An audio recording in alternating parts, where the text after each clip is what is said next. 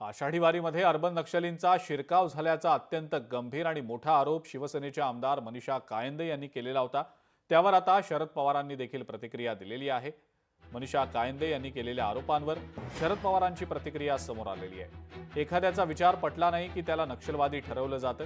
प्रबोधन करणाऱ्यांना अर्बन नक्षल म्हणणं चुकीचं असल्याचं शरद पवार म्हणतात। या पवित्र वारीमध्ये काही लोक असे घुसलेले आहेत आणि ते देवाला मानत नाहीत, धर्माला मानत नाहीत।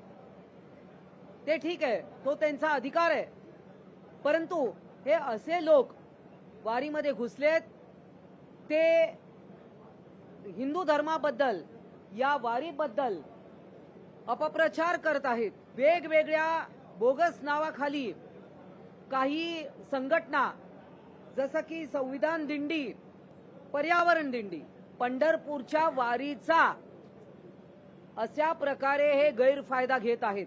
मला फारशी माहिती नाहीये, पण त्यातल्या दोन संस्थांची नावं जी आज छापून आली त्याच्यात एक लोकायत नावाची संस्था आहे आणि त्यांचं काम मी बघितलेलं आहे।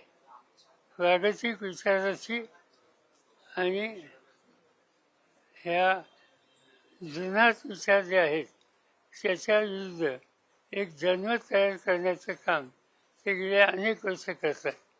ते नक्षल नाही, आज एक फॅशन झालेली आहे। आता मध्यंतरी काही लोकांच्या खचले भरले गेले, काही लोकांना वर्षभर तुरुंगात टाकण्यात आले, नंतर अंतिम कोर्टाचे निर्णय अनुकूल आले। नक्षल आणि नक्षलीत म्हणून शिक्का मारून त्यांना एक प्रकारचं नियंत्रित करण्याचं काम हे केलं जातंय।